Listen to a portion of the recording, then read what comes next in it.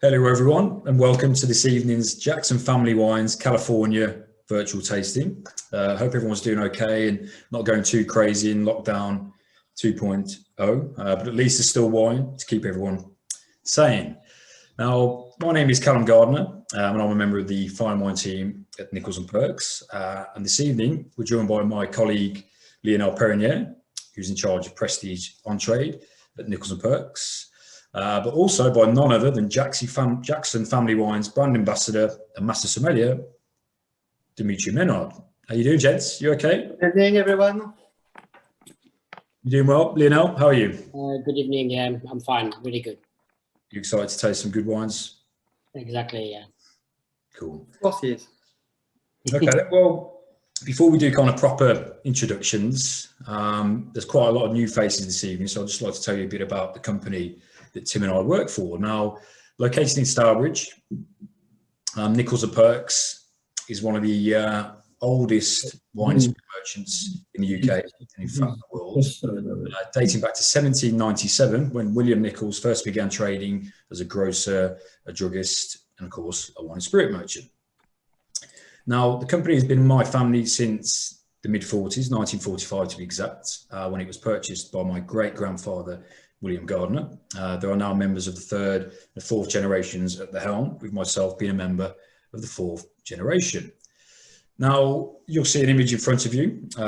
This is the original 16th century premises, which were first leased by William Nichols for just 5 shillings per year.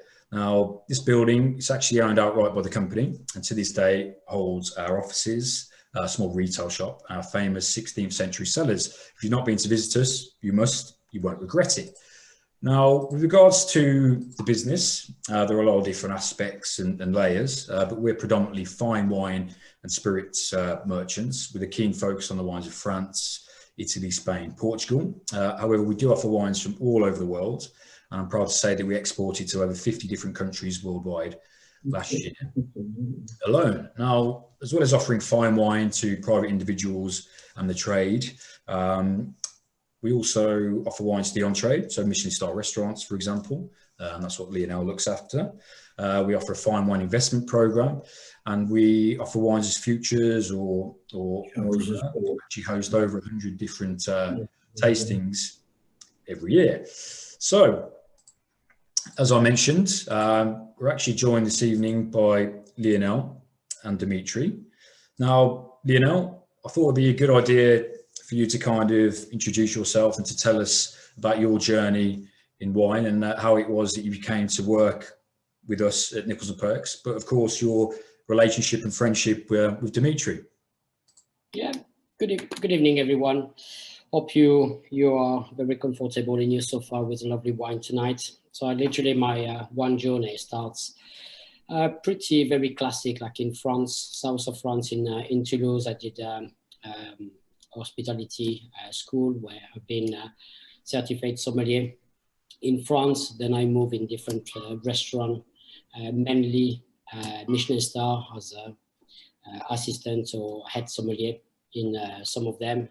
So I moved from Toulouse to Lyon to learn a little bit more about the wine over there, because I think Lyon was maybe for me the capital of the gastronomic in France. Which I think I won't make any comment, you know. Thank you, Dimitri, for your nice gesture. So literally after Lyon, I decided to why not to come back to Toulouse, take a little bit more responsibility in a restaurant, be a restaurant manager and sommelier. But my English was a little bit poor, which I decided to move to UK in 2007 for only 6 months, as you can see. It's funny to catch. I enjoyed my journey so far here. I've been working in a wine since then as a sommelier in different restaurants in UK, and I end up to Birmingham because my wife she's from here.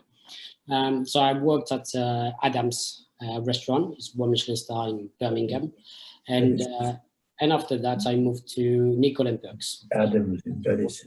3 years ago already. Time is flying, but you know I really want to keep in touch with the flow in the restaurant. That's why I'm still working in the restaurant in the weekend time, and some consulting for certain restaurant or gastropub. But my goal in Nicole & Perks is to look after the on-trade, so all fine restaurant in UK. So yeah, pretty much this. And my relationship with Dimitri just starts at the beginning of my journey in UK, which was in 2007, when I was doing the job at Bristol Hotel de Van. And that's where I met him, and he sounds a really nice person. That's why I didn't want to left him. So yeah, no, he's been well supported for my wine journey, my wine knowledge as well. So I think today I'm very pleased to do a wine tasting with. Okay. Just about okay. You can go a bit nearer.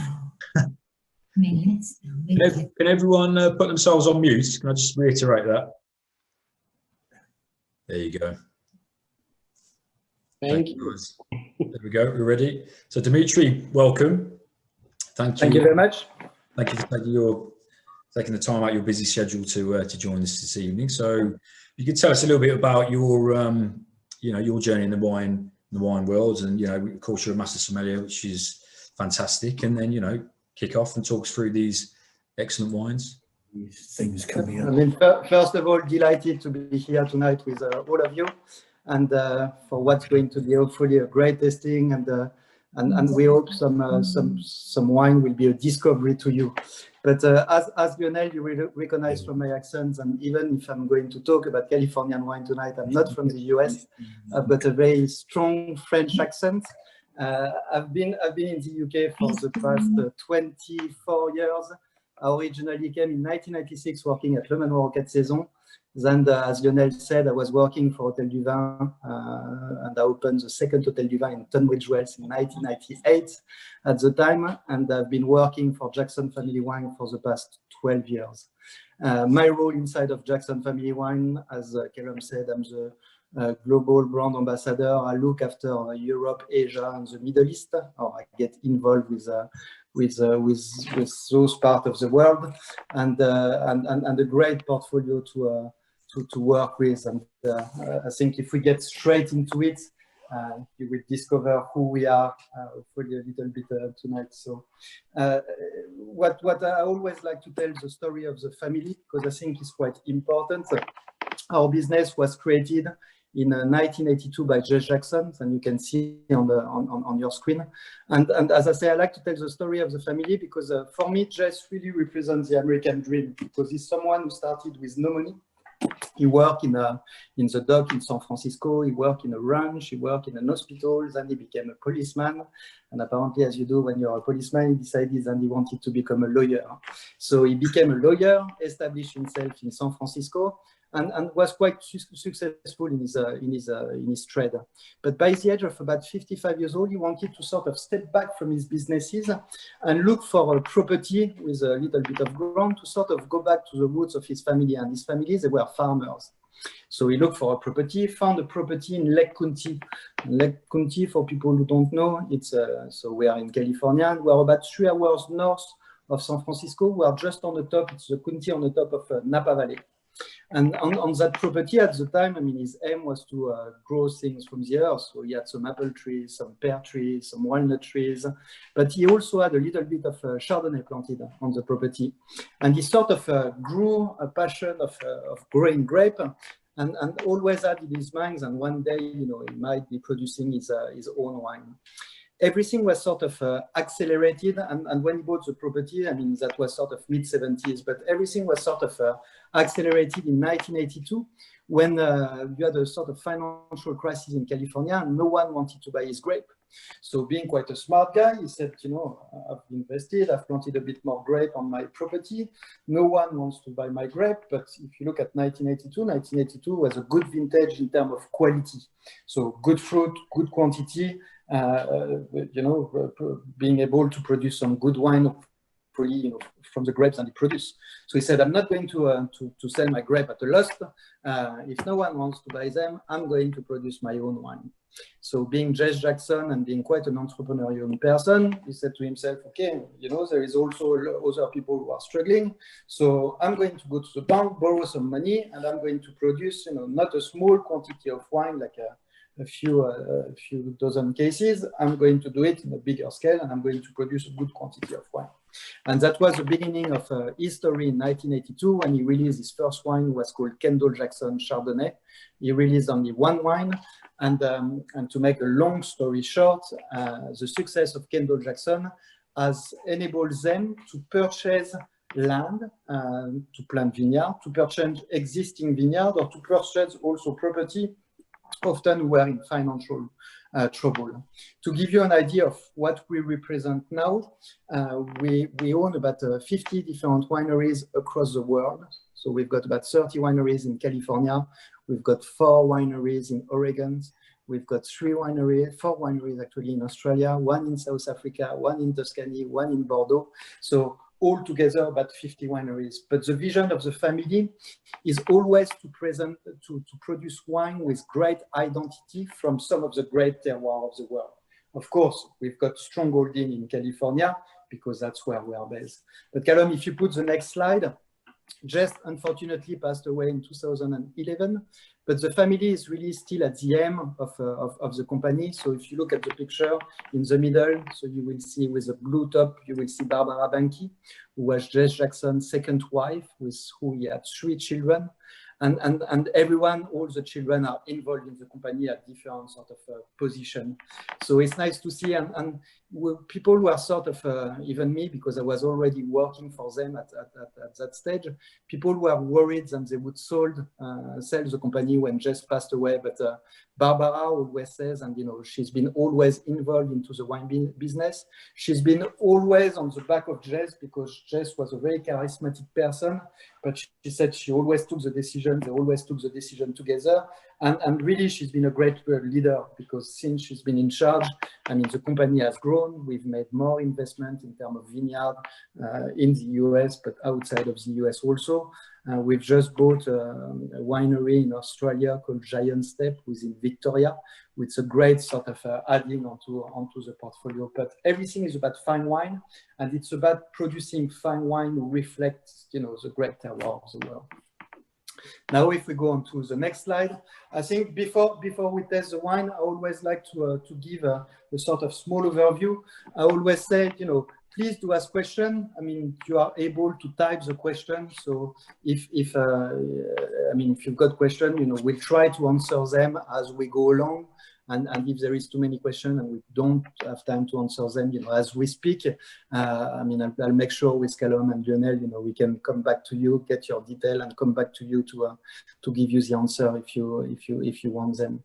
But yeah, like I said, I always like tonight. It's all about California and what we do about California.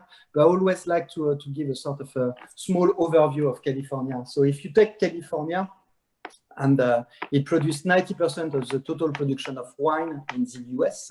And if you would take California with the state of California, but if it was a country, California would be the 5th biggest wine producing region in the world. So after France, Italy, Spain, and now China.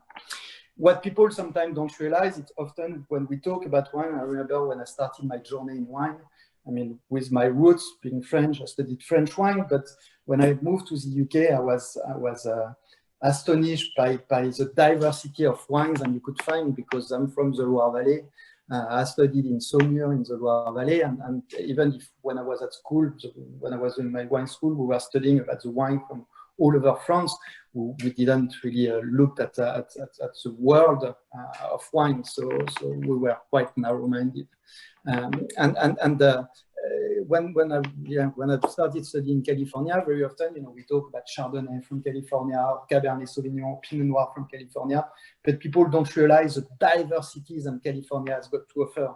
First, in terms of soil, because you've got the two tectonic plaques was created over the years, that over all the earthquakes, and they have a big diversity of different soil over there.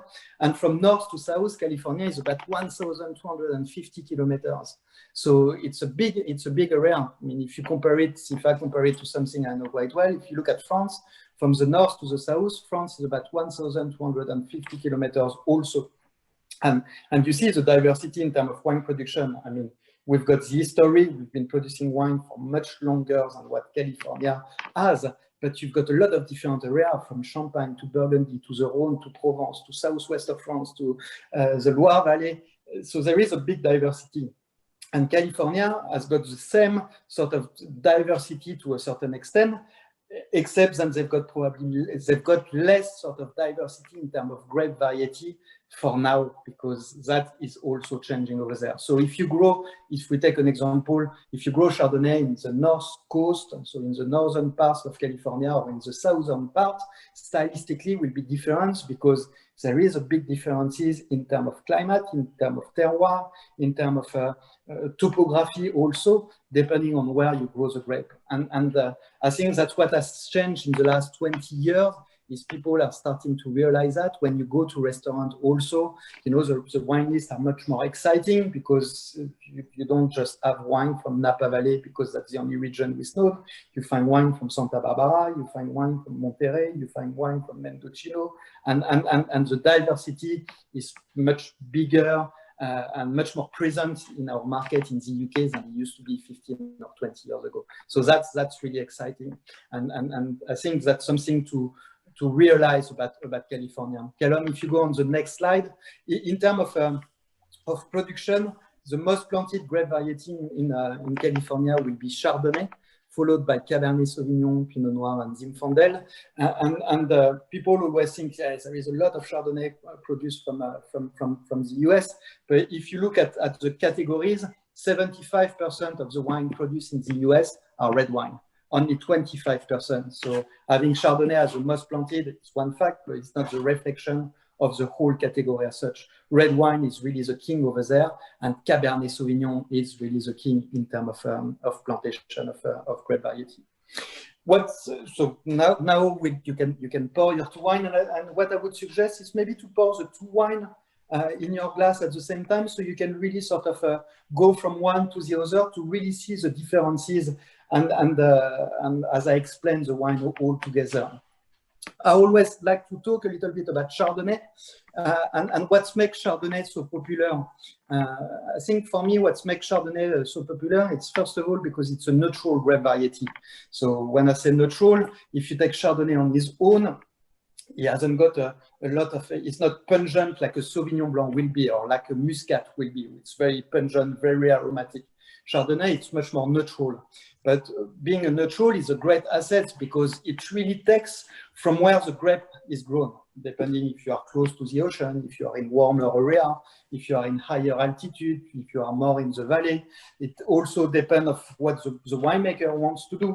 If he wants to use oak, if he doesn't want to use oak, if he wants to do malolactic fermentation, if he doesn't want to use malolactic fermentation. And that's what makes Chardonnay so popular, because the spectrum of wine you can produce from Chardonnay is quite intense. And when we work, us as sommelier, I mean, when I used to be on the floor, and I'm sure Lionel can comment on that also, it's sometimes what we get with a little bit of the joke of the industry, it's people, you know, saying, I hate Chardonnay, but I want a Chablis. And I think that really reflects the sort of diversity you can find in Chardonnay, because Chablis is Chardonnay, but it's dry, it's crisp, it's fresh, it's very minerally. And often what people associate with Chardonnay, and I think Lionel will want to talk more about that, you know, because he sees that every day, but people still have that sort of image in their heads, and Chardonnay is creamy, it's oaky. And that's why we've put those two wines in front of you, really to show the sort of differences that California can produce, but also in terms of style, because one will see more oak than the other, and that's it really sort of reflects into the wine. If we go on to the next slide, Callum, I always like to give a bit more information about Chardonnay and California. So the first import of cutting of Chardonnay came from Meursault and arrived in California in 1882.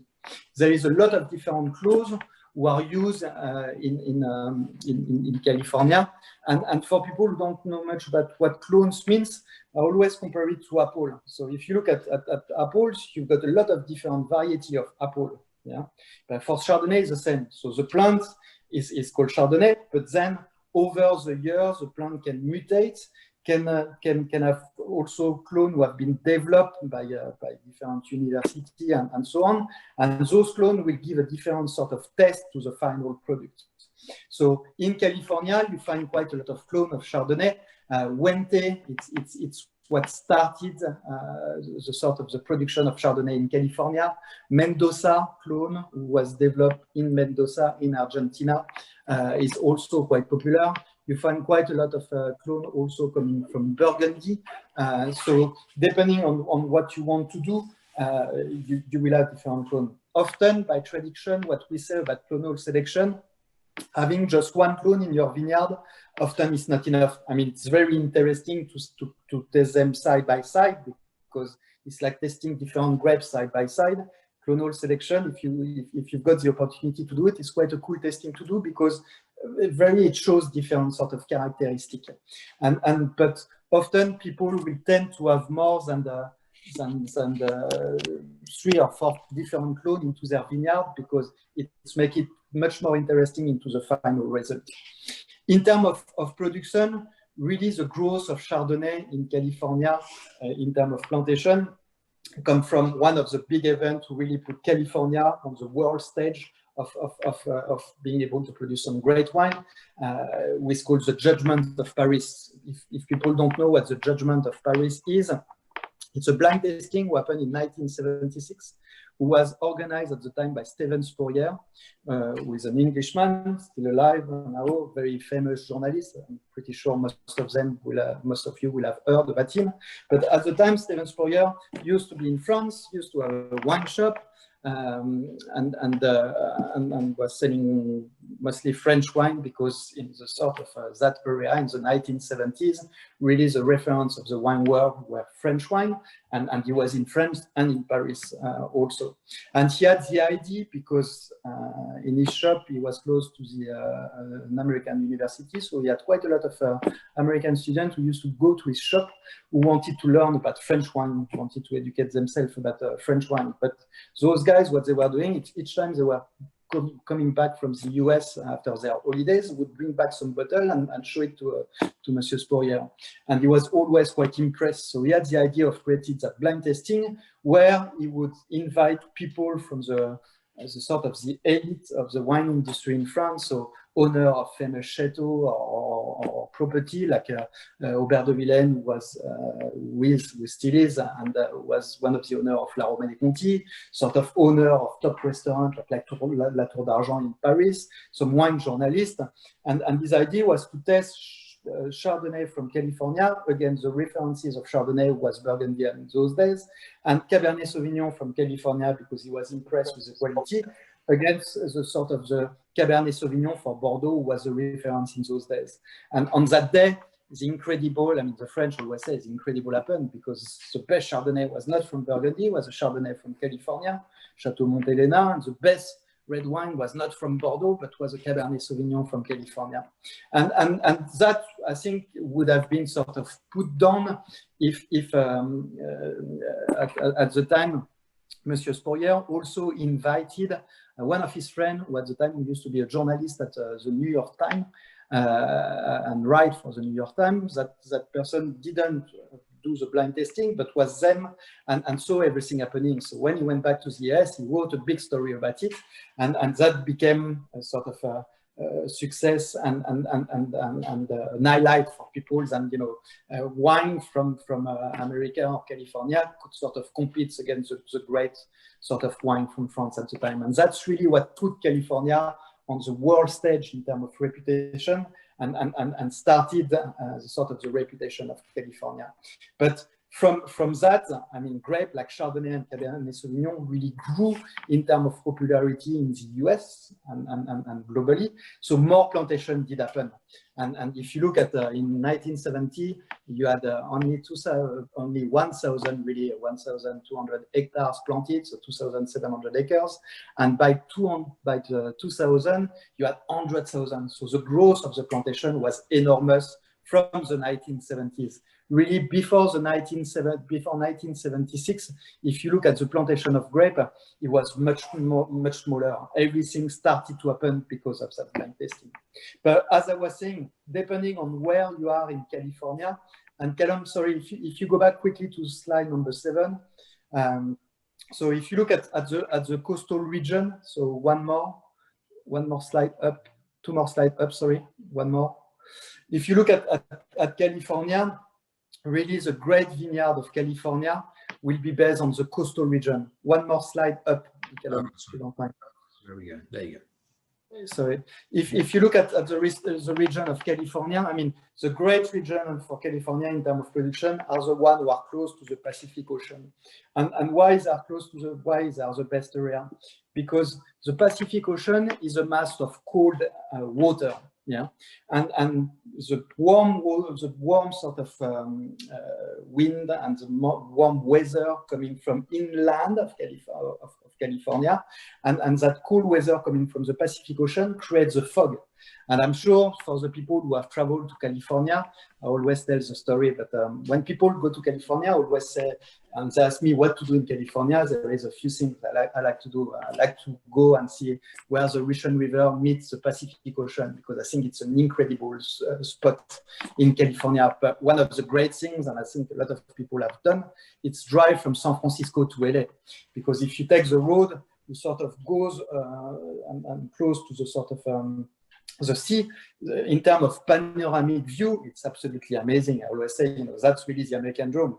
You hire a convertible car, you put American sort of music, you drive down, and it's a fantastic experience. But what makes the experience great is because the ocean is so close to you as you drive down.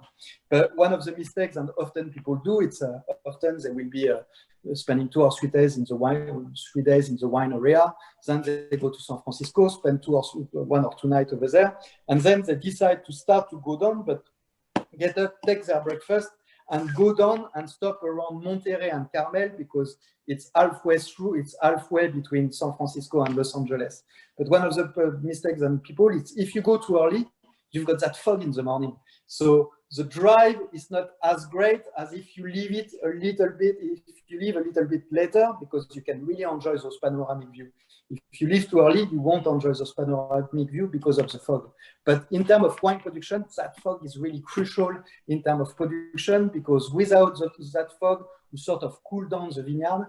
And the effect of the Pacific Ocean with a mass of cold water, if it was a mass of warm water, California will just be too warm to be able to grow grape. So very important. And to make a long story short, but in California, you've got mostly 5 big areas. You've got north of San Francisco, with what you see on the map within purple, is called the North Coast. And that's the historic part of where grape growing sort of started in terms of production of wine in California. That's why you find the most well-known region like Sonoma, like Napa, like Mendocino. That will be north of San Francisco. Then the second important area will be between San Francisco and Los Angeles, with what we call the Central Coast. That's where vineyards have developed themselves in the last sort of 50 or 60 years. That's where you find area like Monterey, like Carmel, like Santa Maria Valley. That's where you find those sort of area. Then you've got the South Coast, where it starts to get warmer over there. And because you are south of LA, so and we don't see a lot internationally speaking, because most of that production tends to be sold in LA first of all, because of the proximity of LA. But and they do, I mean, probably some of the most well-known wineries will be in Madeira, in Lena Valley, those sort of area, and probably the most well-known we find on the UK sort of shelves in a retail shop will be Quadi Elysium Muscat. Probably people have seen that, with a sort of a sweet wine over there. But then after the big area, and I'm going to generalize everything, it's the inland, so the inland valley, so the areas in sort of orange and yellow, the Sierra Foothills and all those sort of areas, which really the bulk of the production of Californian wine. And that those areas will represent 70% of the total production of wine from California. And to make a sort of a picture for people to understand, I always say, over there, you can produce some good wine, but you will never be able to produce great wine because there is not much terroir over there. It's flat, it's desertic, and you can grow as good asparagus as you can tomato, as you can strawberry, or as you can grape to produce wine. And that gives you the sort of sense of qualities and is produced over there. Yes, you can make some good wine, but never great wine because it's flat over there and it's quite desertic. And that's where the bulk of the production. So when you go to the supermarket or retail shop and they offer 3 bottles for 12 pounds or 14 pounds, that's where it comes from, if it comes from California. The great terroir of California will be on the coast. So North Coast and Central Coast, so north of San Francisco and between San Francisco and LA, that's really where the great sort of terroir for production of wine in California. It's probably a bit more complicated, but if I have to generalize, that's how I put it. So if we go back on the wine now, so if we go to Cambria, Callum. Here we are. Cambria, like I said, test the 2 wines side by side, and we'll talk a little bit about it. But Cambria, great winery, and very close to the heart of to Barbara Banky, with our owner, so Jess's second wife. Very close to her heart because it's part of Jackson Family Wine, but that was really the first property she invested money on her own, and she bought that property on her own. What makes that property quite special is we're in Santa Barbara County, and what makes Santa Barbara County and Santa Maria Valley quite special, so where the winery is because if you look at the topography of that area, the mountain ranges goes from east to west, so enabling the influence from the Pacific Ocean, if you remember, mass of cold water, so fresh air coming from the ocean, to go much further inland, making it one of the coolest places to grow grape in California, and enabling them to have a longer ripening season. And when we say longer ripening season, so it's the maturation of the grape. And if it's longer, that means the grapes tend to have a bit more sort of a flavor in terms of profile. So that's what makes this area quite special. Our winemaker, I mean, the winery is quite well known because when Barbara bought it, she bought the property, and on the property you had a whole sort of historical vineyard, which is called the Tepusque Vineyard. It was planted in 1971, was part of the estate, and that's sort of the roots of that area in terms of wine production, because 1971, one of the first vineyard planted. If you look at the first vineyard planted in Santa Barbara, it dates back from 1964, so not that long after. So one of the original sort of vineyard over there. Of course, the winery sort of specialized on Chardonnay and Pinot Noir. The Chardonnay vineyard is named after the oldest of the daughter of Jess and Barbara, who is called Catherine, and the Pinot Noir is named after the youngest, who is called Julia. But a great vineyard over there, quite well known, and you can still see Catherine on other winery will produce Catherine's vineyard, because we sell also a little bit of fruit. And what's quite interesting, it's often in those other winery will produce Catherine Chardonnay. That's often their top cuvée because the fruit it's so nice. We've got a new winemaker who's called John Russell. And if you go on the slide, I think 17, who arrived as a winemaker in 2017. She used to work for quite a small boutique winery, quite well known in Santa Barbara, called Paul Lato. And she has sort of I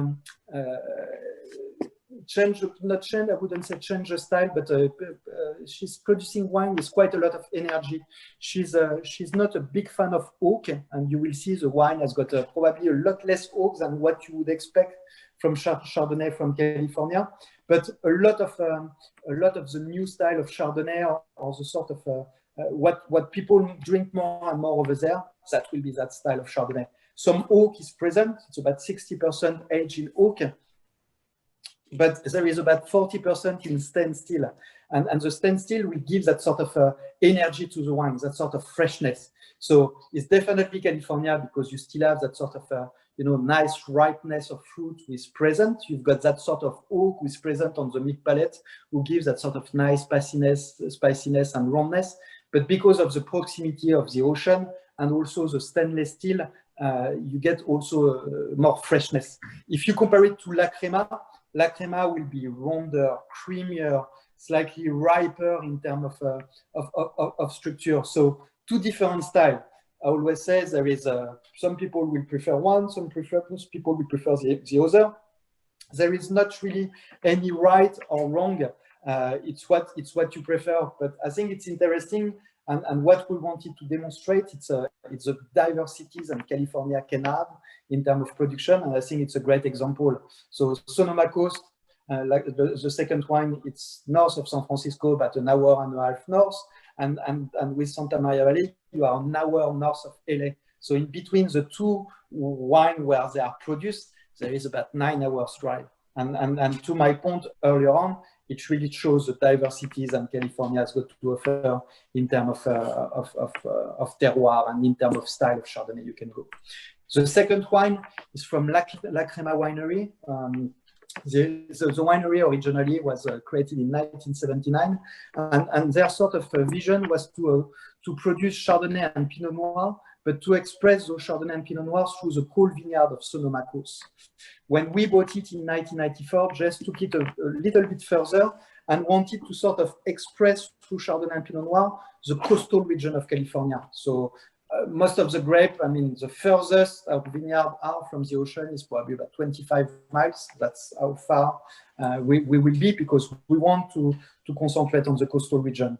We produce nowadays about 6 different labels, each one of them representing the coastal region. So we do Sonoma Coast with this one. We do Anderson Valley. We do Russian River Valley, Los Carneros, Willamette Valley now in Oregon. So one of the cool things, if one day you are into your wine and you really want to sort of compare and see the sort of the different influence and the different terroirs, so the different part of California, I always say La Crema is a good way to do it, because same winemaker, taking fruit from different areas, bottling them separately, so you can really sort of compare them side by side, with quite nice to see. In terms of winemaking, it's for the Chardonnay, it's a French oak mostly, a little bit of American oak who gives that sort of nice spiciness on the mid palate, and about 17% of new oak. So in comparison to probably 15 or 20 years ago,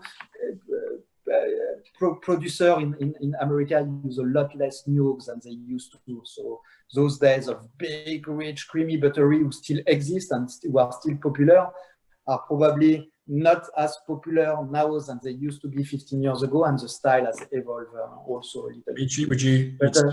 You'd say that the kind of new worlds and the USA, they're kind of adopting more of an old world kind of production methods and things like that? Yes, I mean, in term of production method, it's pretty much the same. I mean, for what we do, for example, it's all depend. But you know, if you go to Burgundy, I think it's still probably one of the reference in terms of production of Chardonnay in the world. A lot of people is the same. You know, they use less new oak. It's all about small batch, isolating, you know, those vineyards and vinifying separately to build the sort of the archetype of wines that you want. Of course, in California, the difference, it's made in sort of slightly bigger quantity than the guy in Burgundy. And the guy in Burgundy will have a quarter of an hectare in here, a quarter of an hectare somewhere else. Will produce 30 barrels of white wine, but we'll have 15 different labels. And I mean, in the US, it's slightly different. But I always say, you know, if we talk about Sonoma Coast as an example, and you go onto a slide, I'll go down to the Sonoma, yeah. Yeah, onto slide 21, for example, you will see. So Sonoma Coast, that's the region where the wine is produced. So the Sonoma area is quite a big sort of region, and inside the Sonoma area, you've got a lot of sub-region and what we call AVA over there. So you will have Alexander Valley, you will have Night Valley, you will have Bennett Valley, you will have River Valley, you will have Sonoma Coast. So where this wine comes from is that big area in green that you see very close to the ocean, the Pacific Ocean. But you can see that area is very big. And depending on where you are, so if you grow grape in the north or in the south of that area, stylistically you will produce different things. So it's why now you are starting to see sub-region inside of Sonoma Coast. So now you've got Fortress Seaview, for example, Petaluma Gap, because some producers who are in the north or in the south are starting to say, hey, listen, my terroir is such, my exposition is such, and the style of wine I produce is completely different to the guys who are in the south. So I want my own sort of area with my own name because the style I produce is very different to these other guys. And I always say, in the next 10 years, an area like Sonoma Coast, which is so big, will have a lot more sub-region because people are starting to realize, and it's not they are starting, they've always realized, but are starting to make their voice, stronger on saying, yeah, but mine is so typical and so different to the other guys, then I want something with different, I want my own name and my own appellation. Good. So maybe in 20 years, 50 years, the similarities between Sonoma, for example, and I don't know, the Côte de Nuit or Côte de Beaune. Chardonnay. Exactly. Potentially, yes. Potentially, yeah. Yeah. That's very interesting. So, in terms of submitting AVAs and things like that how is that? As a process, yeah. The process, it's a long process. I mean, it's like any political things to a certain extent. It takes time. So you've got to register. You've got to tell why you want to have your own appellation, what's make it so special, and so on. So I think the process, don't quote me exactly, but I think the whole process takes about 3 years or two to 3 years to be able to be considered. Us as a company, I mean, I always say just has created some of the AVAs like Bennett Valley, for example. When Bennett Valley was awarded AVA, I think in 2001, he was the only guy to have vineyard over there. So, but it's still it's one of the points I always make. I mean, yes, grape have been grown in California since the 17th century, but really Vitis vinifera grape with the grapes, and we all know the Sauvignon, the Merlot, the Cabernet Sauvignon really date back from the sort of the mid-19th century, and really the explosion of the production of wine in California really date back from the 70s and that judgment of Paris. So I mean, one day maybe it's one of the things, if people are interested, maybe we can do a smaller tasting where we really get into a deep sort of area and the history or those sort of things. I think that'd be great. So now we're on the kind of Sonoma. I've got a little bit of a little poll for everyone to get involved in. So bear with me. 1 second. I think you will want to do that, but it'd be interesting at the end to see if people prefer the first Chardonnay or the second. The tendance. Which one did you prefer, you, Callum, for example, or Lionel? Yeah, I mean, I found them both interesting. I think very interesting how different they both are. I think to select each one was a very good idea, just to kind of explain and show the difference of styles that are available. For me, I like them both, but for different reasons, and that's obviously why you've included in the tasting. So I'm going to sit on the fence, really. But Lionel, in terms of a food matching for each, the food matching, I think, is quite important. Yes, as I'm working as a sommelier in a restaurant, I will always looking for the best food and wine matching. And I know at home in UK now we're starting, some people thinking about cooking something related with the wine, which I know is difficult sometimes because we don't know, or we choose literally what we like. But regarding for these two wines, as you can see, they are slightly similar in terms of the Chardonnay, but totally different in terms of the acidity or the oak influence. For me, the Chardonnay Catherine, what I really like is the acidity, the freshness. So to balance that wine, I will go on the food pairing like chicken and the mushroom pie with a little bit of creaminess to the dish. So with the acidity and the freshness of the wine is going to clean your palate, which I think that is quite interesting for that. And the La Crema, I follow this one since, to be fair, many years. I think since 2007 when I started at Hotel de Vin, maybe things like that. But I like it. For me, it's a wine I would sip on this own, or for example with a roast chicken, very classic Sunday roast with a chicken, or maybe like a seafood cheese sauce gratin that could be really good, or slightly warm, a little bit creamy, cheesy, and the cranberry, the la crema will balance really well. Also, what I really like peanuts, like the satay sauce, will go really well with chicken. I use chicken because it's not massively flavor, and it can be paired really well with any sauce, like creamy sauce, and the satay, which is a peanuts sauce, will go really well with the fuller style of the wine. So that's regarding the food and wine pairing. I'm not going to be too fancy to Michelin star. I'm not going to reproduce at all. Maybe you can, and invite me, please. I'll bring the wine. Honestly, I think those two wines show really well, and I would drink on this one maybe la crema, and the Catherine I would put some food or maybe some cheese at the end. Yeah, so just looking at people's comments with regards to the wine, and they are split actually. There's a lot saying that the first one stood out. Catherine, Alison says we're typically split, one each. Kate says number 2. Richard, Catherine. So here we go. Ed says the Sonoma for me, so la crema, slightly less citrus and subtle oak, so very well integrated oak, which I agree with that. Nathan says he's getting vanilla and tonka bean on number 1. But obviously they're going down well. One of the interesting things, I think, Alan, I think I saw one comment on saying la crema, very Californian, typical California.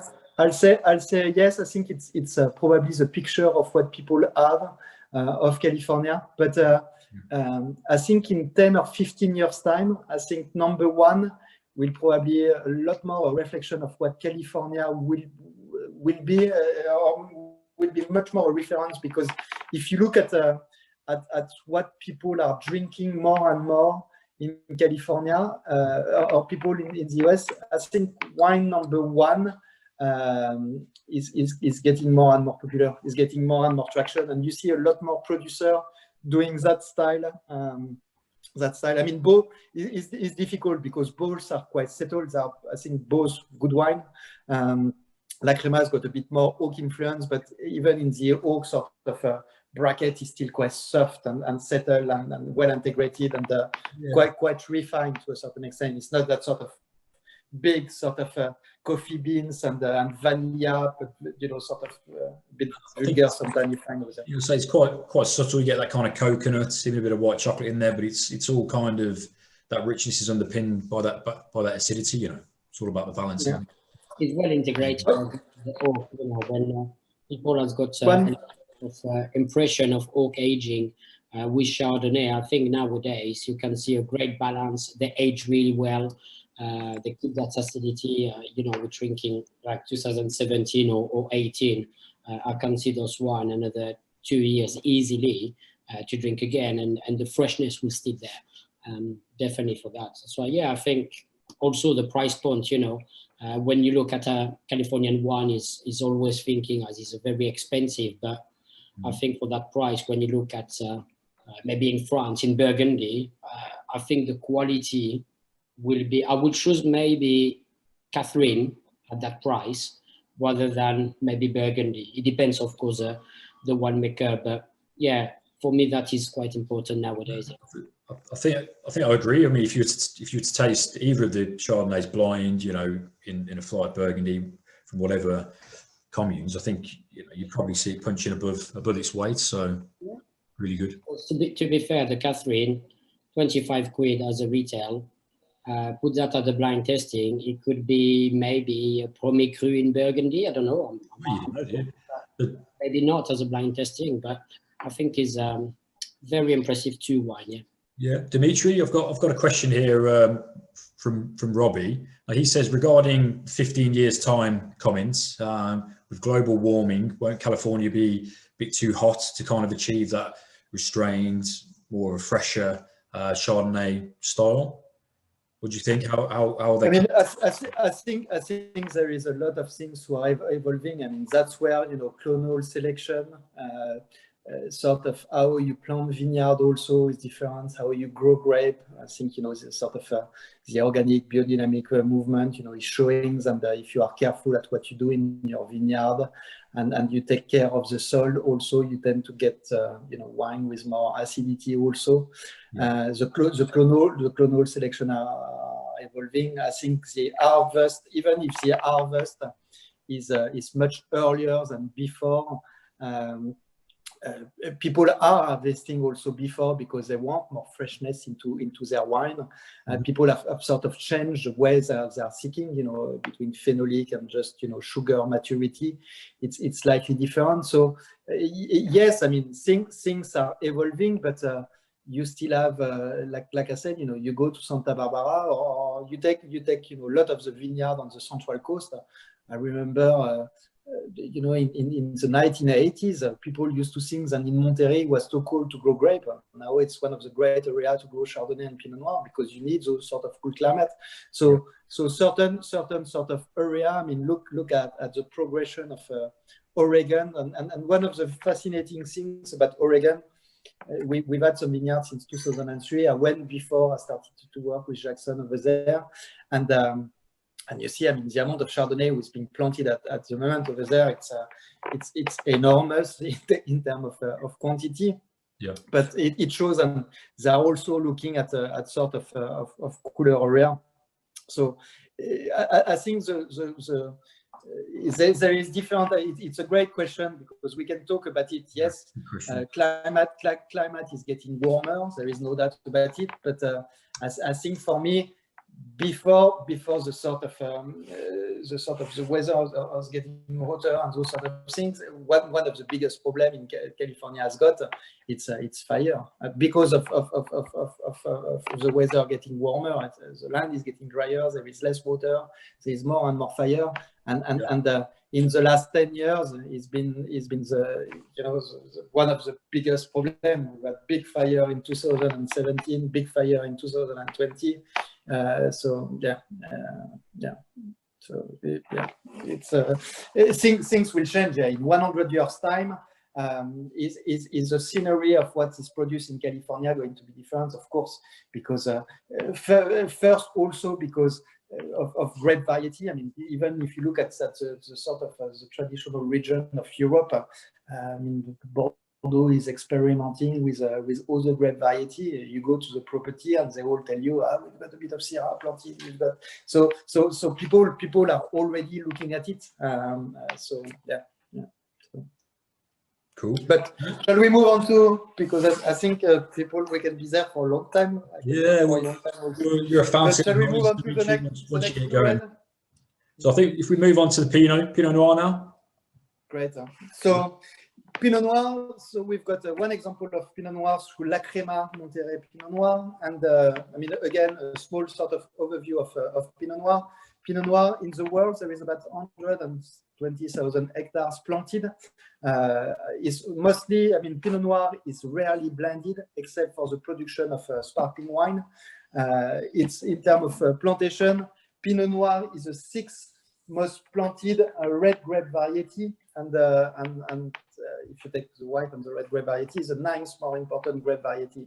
In terms of production, France still the country with the most plantation of Pinot Noir, but I reckon, I think the numbers, and I took that back from 2018, and I reckon now in 2020, the US has overtaken France as the biggest producer of Pinot Noir in the world. Interestingly enough, Germany's got a lot of Pinot Noir. Sometimes people don't realize it, and they've got quite a lot of plantation, much bigger than New Zealand, with not the reflection if you look at the shelves or the wine selection in restaurant or you know, in retail shop. But because that's mostly the only red wine they produce over there, they tend to keep most of the production for themselves. And Pinot Noir from Germany also are quite expensive to produce, so yeah, we see a lot less. I always say, for me, California has got a great sort of market shares to take, because hopefully you will agree. I mean, when you test La Crema Pinot Noir, it's round, it's juicy, it's silky, it's got the sort of red fruit character, a little bit of sort of darker cherry with there, and it's a very pleasing Pinot Noir. And that's what I like about Californian Pinot Noir, is because it's very pleasing. Of course, and I'm probably the only one who can say that being French, but for me, Pinot Noir from Burgundy will still be the best in terms of emotion, but that's unfair because that's how I've been brought up also. But I think for a lot of people, Pinot Noir from Burgundy is tricky in the ways, and the vintage has got a big influence, the producer has got a big influence, the production is so small, the demand is so high, then it becomes tricky in the ways, and the prices can get really crazy. And I think Pinot Noir from California has got quite a big role to play in the ways, and that sort of mid-market Pinot Noir who deliver. I think that's where they are, and that's why I think I enjoy Pinot Noir from over there. If you look at what Pinot Noir represent, I mean, in the US, really the explosion of Pinot Noir plantation came after the movie Sideways, which came out in 2001. And I'm sure you've all heard about that film, who really changed, because after that film, the consumption of Merlot went down in the US, and consumption of Pinot Noir went up. So really after the sort of the 2000, and we still see a lot of plantation going on over there. But Pinot Noir, it's a difficult grape to grow, because you really need the right condition to be able to grow grape. First, you need cooler sort of areas in comparison, for example, to Merlot. And Pinot Noir has got a very thin skin, making it so disease can affect Pinot Noir quite quickly. And I always say, you know, I'm sure if you were asking the great winemaker of the world what is their dream, you know, in terms of what grapes they would really fancy, you know, doing a great wine of, I think quite a lot of them will be Pinot Noir, because there is so many sort of outside sort of influences on Pinot Noir. But when you get the Pinot Noir right, you get that sort of profound sort of character, which is very unique. Stylistically also, and you can see that, I mean, Pinot Noir is one of the oldest grape variety, or at least one of the oldest recognized grape variety. So over the years, because of the sort of the fragile character of Pinot Noir, he has mutated quite a lot. So you've got hundreds and hundreds of clones of Pinot Noir out there. In the US, I mean, they've certified and recognized 50. A lot of one are from Dijon, but you've got the Roederer clone, or what's called the Roederer clone. It's the clones and Roederer when they arrive in Anderson Valley, so in Mendocino County, planted over there. You've got the Jackson clone, the Martini clone, and the Swan clone, probably being some of the oldest you can find over there. But you get also those sort of 667, 777 who are becoming more and more popular. Of course, Pinot Noir in terms of style will take, if you are using just French oak or American oak, because as soon as you sort of use American oak, you get, you know, that sort of more round and rich character. La Crema, we've spoken about the winery before. I haven't mentioned that Craig McAllister, with the winemaker, has been working for La Crema for probably over a decade now. He's been the head winemaker for probably about 6 or 7 years. He's a Kiwi by origin. And for me, I remember I used to buy, I've always bought La Crema when I was at Hotel du Vin, early 2000. I remember having it on the list, because for me, it's one of those sort of nice benchmark Pinot Noir that you don't really go wrong with. And I remember in the sort of late 2000, early 2010, the wine in terms of quality going down a little bit. But I think he has really sort of put it back where La Crema deserves to be. With grapes. So this is Monterrey, as I was saying. It's an area with cooler. La Crema is probably a bit more well known for their Sonomacos Pinot Noir, but their Monterrey is quite vibrant. But I don't know, I mean, Lionel, if you want to say something maybe about food and wine matching on this.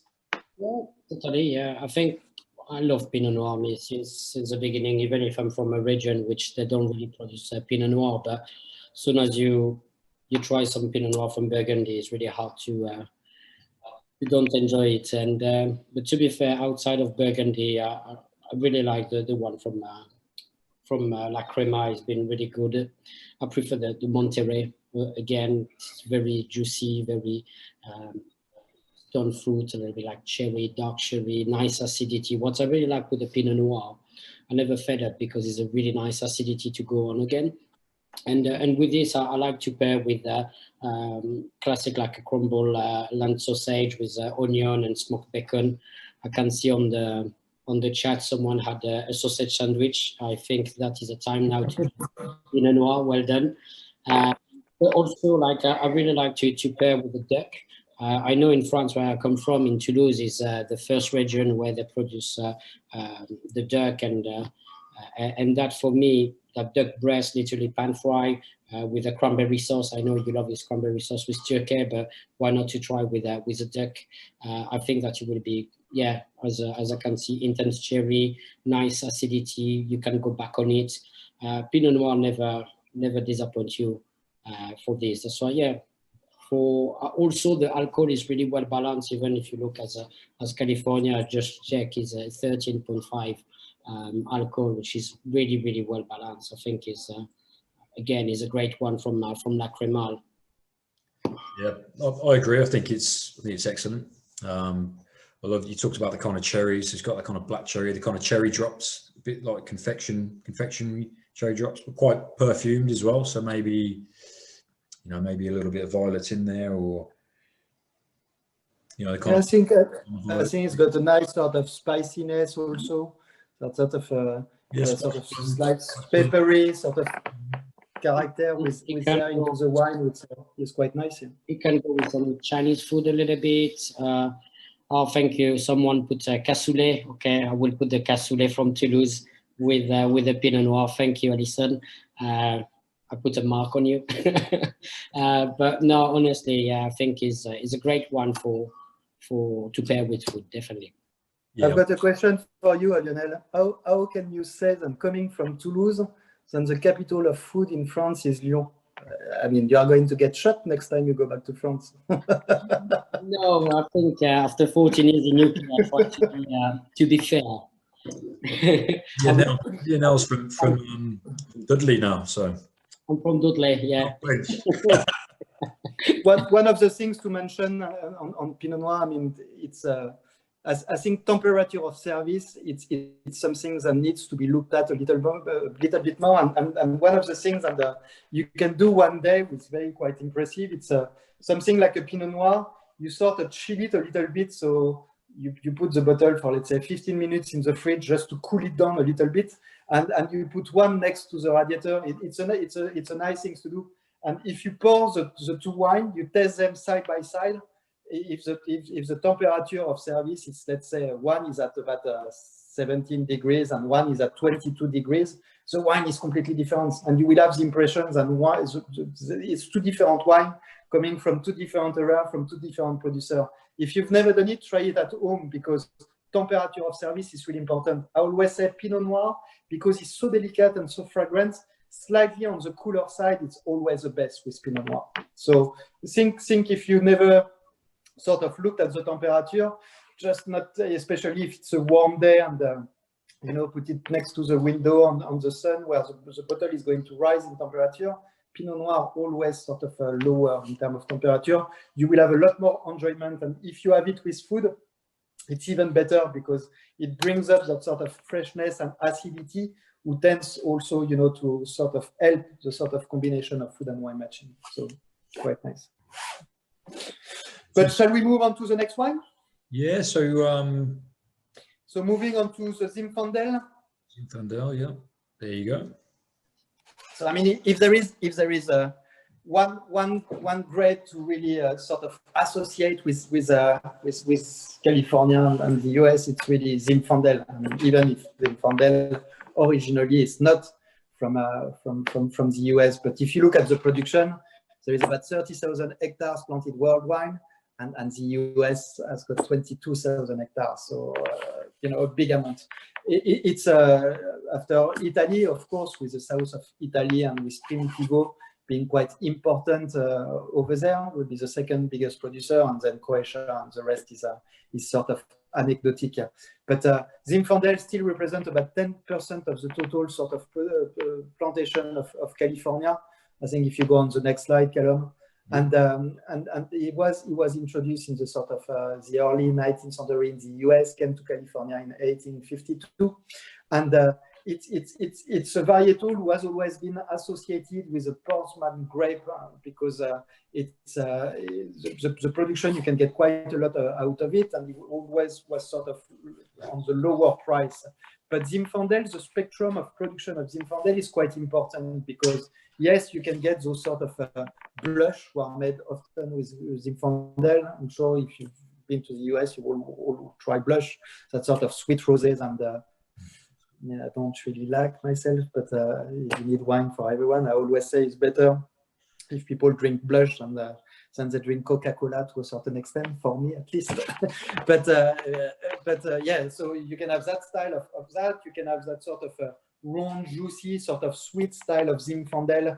And American people love with barbecue. I mean, that's, you know, if you go to Saturday or Sunday to someone in America, pretty often you've got a 50% chance and they will open a bottle of Zinfandel with their barbecue if you go over there.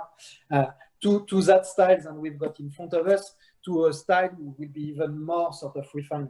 What I like about this Zinfandel is first because it's coming from Mendocino, so it's not being done inland where you've got, you know, sort of a flatter land, warmer sort of area. Even if Mendocino is closer to the Pacific Ocean, so that influence also is there, and it's higher up in altitude. A lot of the vineyards that we use for red meads are probably between, I'd say, 25 to about 70 years old. So we've got that sort of concentration with there naturally because of those old vines. Our Zinfandel is always blended with a little bit of Syrah and Petit Syrah, which is very common in the US to do that when you want to make sort of more refined sort of Zinfandel, because Zinfandel by nature is quite an alcoholic grape and can produce sort of those broad, sweet sort of Zinfandel. That Syrah and Petit Syrah sort of help for me, gives that sort of backbone and that sort of structure to the wine, and it holds everything sort of together, and that's why they put the Zinfandel. The aging is French and American oak, and I like that winery, and because it's got a lot of history. It was created in the 60s by Dr. Edmonds, who went to Mendocino, fell in love, realized, and a lot of the sort of the original settler of California who came during the Golden Rush. So when people moved from the west to the east to discover gold, you had a lot of European, you had some Russian, you have some Chinese people, but the European, when they settled, especially the Italian, when they settled, one of the first things they would do was to plant vine in their back garden, because in their culture and their tradition, when you were eating, you needed wine for it. So in Mendocino, you still have a lot of old vineyards who date back from the sort of 1900. I think one of the oldest Zinfandel, Dr. Edmonds, used to have, was planted in 1898. So, you know, in the late 19th century, so very old sort of vineyard, and you find a lot of old vineyard over there. So Dr. Edmonds realized the potential over there, planted his first plot in 1963, created his winery in 1972, and developed himself as being very, very well known for sort of single vineyard sort of Zinfandel. Jess bought it in 1988 and has kept it since, and the winery has always sort of retained. They produce about 100 cases of Gewürztraminer. They've got a small plot of Gewürztraminer, and they do, I don't know, maybe 150 cases of Petit Syrah every year as a sort of standalone wine. The rest is this Zinfandel and the single vineyard Zinfandel. And yeah, it's slightly probably fresher in style than what people like. I always say Zinfandel, it's a little bit like Marmite. Either people love it or hate it. It's got that sort of for me, Christmassy, a sort of sweet, sort of spicy character, that sort of red plum, red cherry character with there. So sort of wild raspberry also are quite intense into the wine. And I'm quite a fan of Zinfandel. And I always remember on when I used to be on the floor, it's one of those wines like always deplete, because it's always calm. I mean, people like it. Like I said, they love it or they hate it, but it sort of sells continually. By tradition, I was seeing one of the question with is the wine 14.5? I can't even remember the alcohol, but it's probably more around that sort of 15%. Zinfandel by nature will always be high in alcohol. So between 14 to 15 or even 15.5% is not rare to have Zinfandel at that sort of level. One of the things to remember with Zinfandel, I remember when my guys used to come and see me and say, oh, Dimitri, on table 4, you know, they had a bottle of Pinot Noir from New Zealand, and they had a bottle of, I don't know, Ribera del Duero from Spain, and they want a third bottle of wine. They are just finished their main course. What do you suggest? They don't want sweet wine, they want red wine.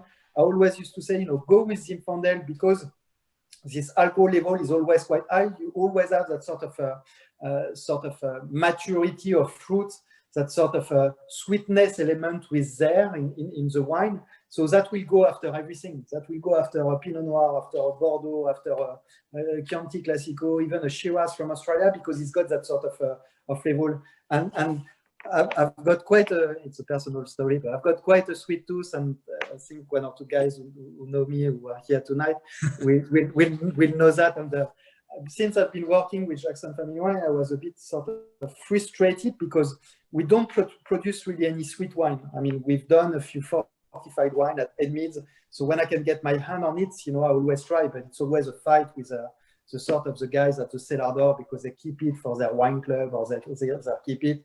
And my boss always sort of go have a go at me because he said, why do you want, 25 cases of sweet wine, you know, to come? Let's concentrate on what the winery, you know, the important stuff that the winery does. But I said, me, I'm a geeky person. I like those sort of things.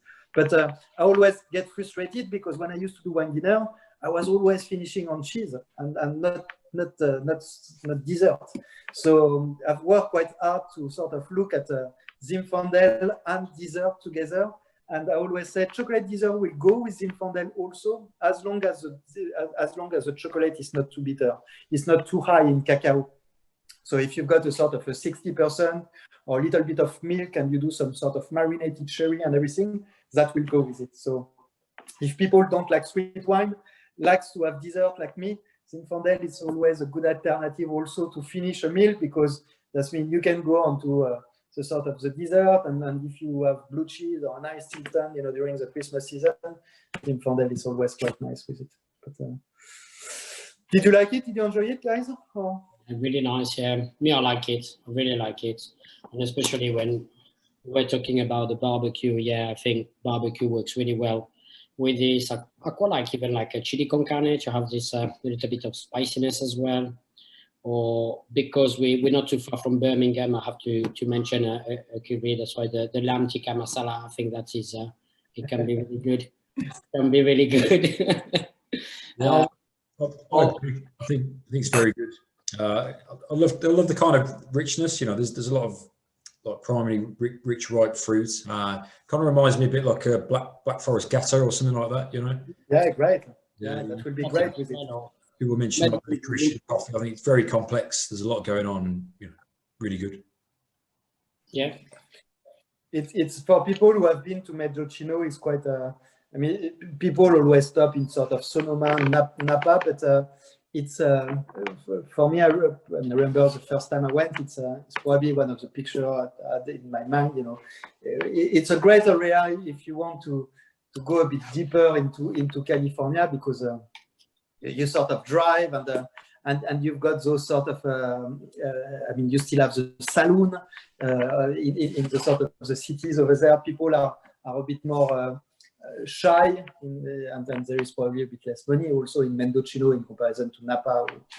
It's much more sort of flamboyant to a certain extent, and it's quite wild over there. So if you go, and now of course marijuana has been legalized over there, but there is quite a lot of plantation of marijuana in Mendocino County. That's where a lot of the production used to come from before it became legal over there. But yeah, it's a very nice area. The only problem you've got, it's if you don't go to the Anderson Valley where you've got the sparkling production, and is there, if you go a little bit outside in more of those higher sort of areas, there is not that many tasting rooms. So if you go over there, it's a great area to go, but you really have to sort of plan your trip and organize your appointment, or to do a little bit of research. I wouldn't just go over there and just drive and try to have a look. So shall we move on to the last two red wine? Yeah, let's go to 3 mark. So both from a Frimarcabe winery, and I'll talk about it. So the first one is a Cabernet Sauvignon, and the second one is a Merlot. And I mean, people will probably ask, why did you serve the Cabernet Sauvignon before the Merlot? It's because the vintage is older of the Cabernet Sauvignon. 13 is a big ripe vintage in California, and I just think in terms of fruit structure, it's probably better to do it that way. But if people want to do it the other way, they can do it. The Cabernet Sauvignon shows a bit more evolution. The Merlot still have a lot of packed fruit. But if you look at Cabernet Sauvignon in terms of production in the world, so there is, I think now it's about 340,000 hectares planted worldwide. Cabernet Sauvignon is the most planted grape variety. Merlot, and we'll talk after, is the second most planted red grape variety over there. France still have the most of the plantation of Cabernet Sauvignon, because you've got a lot in Bordeaux. I mean, Merlot and Cabernet Sauvignon in Bordeaux, more Merlot than Cabernet, but a lot of Cabernet in Bordeaux, a lot of Cabernet in Provence, and Languedoc-Roussillon. Cabernet Sauvignon tends to be blended most of the time. So if you go to Bordeaux, it's blended or most of the areas. Even in California, and Frimarcabe is a great example. They will always add a little bit of Merlot, some Petit Verdot, some Malbec, some Cabernet Franc into the equation. Languedoc-Roussillon has got quite a lot in France. Second biggest producer is Chile. And that may surprise a few people, because a third of the grape variety planted in, 50% of the grape variety planted in Chile will be Cabernet Sauvignon. And Concha y Toro, as one of the producers, will have the largest vineyard. And I was lucky enough to, I visited the vineyard, and it's absolutely mind-blowing, just seeing, that massive vineyard of Cabernet Sauvignon, and it goes on for a long time. The US come into the third position with 35,000 hectares, most of it being in Napa and in Washington. If you look at for California itself, so as we said from the beginning, it's behind Chardonnay in terms of production. What really sort of put Cabernet Sauvignon on the map was the judgment of Paris in 1976. And it's quite a similar story in Europe to a certain extent, because if you really looked at the growth of Cabernet Sauvignon, even in France, that dates back from the classification of 1855. That's what really sort of put the spotlight on Cabernet Sauvignon, and so even in Europe, the sort of the plantation of Cabernet Sauvignon. There is stylistically, and I'll probably talk a bit more, but when we talk about the Merlot, but in terms of style for California, it's all depending. If you grow the grape on the valley floor, on the hillside, because stylistically that will produce a very different style. Frimarcabe, one of the great winery and historical winery from California, because it was created in 1886. And if you look at in terms of history, at the sort of first winery who are still in production nowadays in California, they sort of go back to the 1850s, maybe one or two, late 1840s. And so Frimarcabe was part of those original winery. What makes it quite special in terms of history also is because it was created by a lady who was called Josephine Tishon, who at the time moved to California with her late husband, who was sick, because they saw that the weather of California will suit his health better and will enable him, to sort of complete the sort of the disease here. The disease here.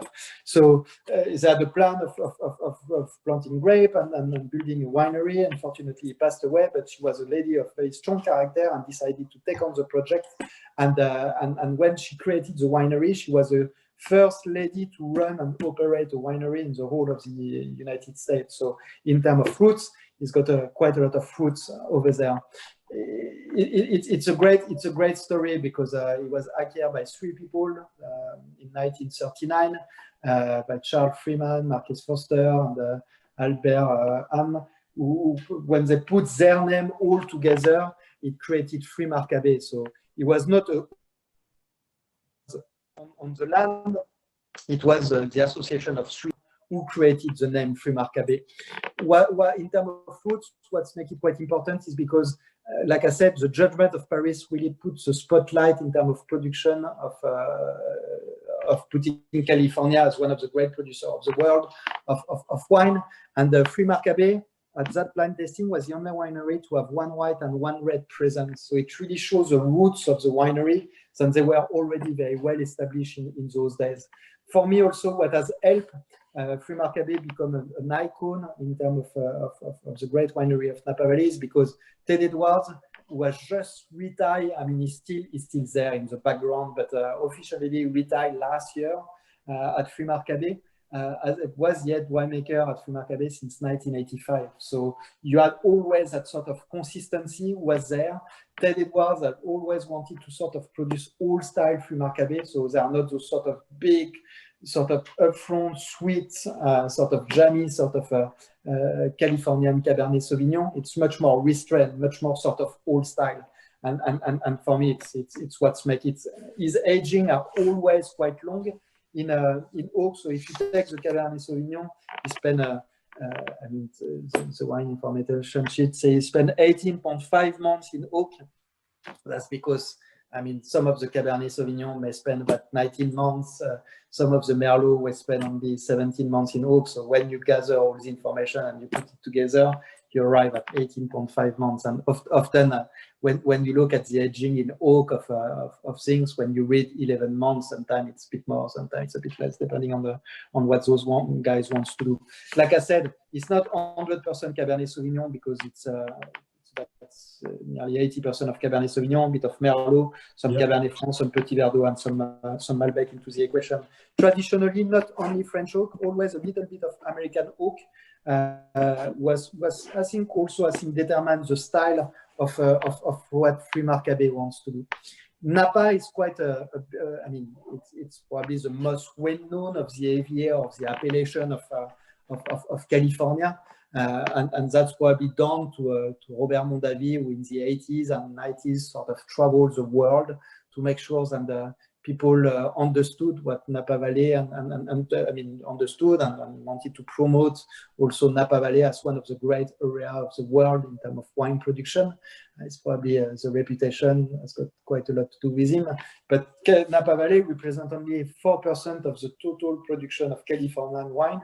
But what I always say, and I always tell it, because in terms of value, it represents 25%, because Napa Valley is sort of associated with premium. And that's what I like about Frimac Cabernet, is because Napa Valley can be very expensive. I mean, some of the great sort of cult wine from Napa Valley, like Supreme Eagle, Arland, I mean, we've got some called Lokoya also, or Cardinal. I mean, prices can go into the hundreds of pounds, per bottle. I think that's what I like also with Frimac Cabernet. It's he has sort of retained the sort of the accessibility and when you look at it and you compare it, to some good Bordeaux, I think it's quite a good value for money. So Napa Valley quite diverse, but big sort of differences if you grow grape on the valley floor, on the mountain floor. Our Cabernet Sauvignon takes fruit from the valley, fruit from the mountain to blend it together, to create a sort of a style to represent what the whole of Napa Valley has got to offer all together. And that's really what they want to do. 2011, people are going to ask me about 2011 because I think people will know about 11 because it's a vintage who has been quite criticized in the US and by the journalists.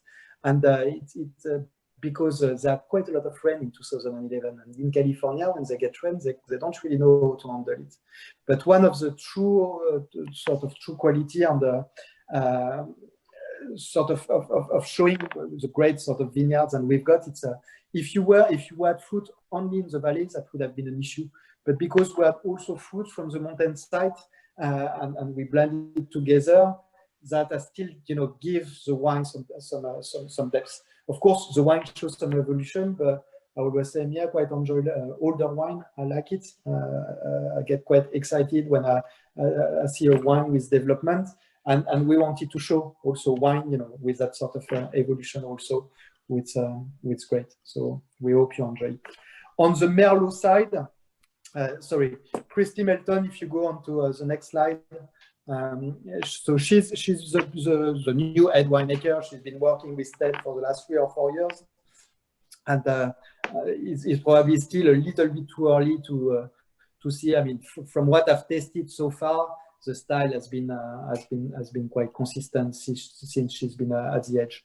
I can see a question. American oak, of course, French and American oak, and Frimaire Cabet is known to use both French and American oak. Still more French oak because about 80%, or 80, I can't remember exactly, but I think 80-85% is French oak, and the rest American oak, but 30-40% new, depending on the vintage. But they are known for French and American. If we move on to the last wine with the Merlot, so Merlot is the second most planted grape variety. It's number 3 in the US. There is about 266,000 hectares planted over there. France arrived in front of any country, but of course that's because of Bordeaux, because Bordeaux, the bulk of the production of Bordeaux would be a Merlot grape variety, especially on the right bank. Italy comes second because of Tuscany and especially the northern of Italy for sure, and the US arrived in sort of third production. In the US, you sort of decreased a little bit because of the film Sideways, where people sort of were taken off of Merlot. And Merlot is still, in terms of fashion in California, it's quite amazing. It's each time I go over there, and in the last 4 or 5 years, I always hear, Merlot is back, Merlot is back. But it is and it is not at the same time. But one of the great things that the film Sideways, the movie, has done, it's if you look at the vineyard of Merlot in California, what has been left are good vineyard of Merlot, because all the sort of bad vineyard of Merlot, because Merlot became less popular, has sort of been pulled out. So yeah, great to see. Yeah, always quite nice. Valley floor and hillside quite important. And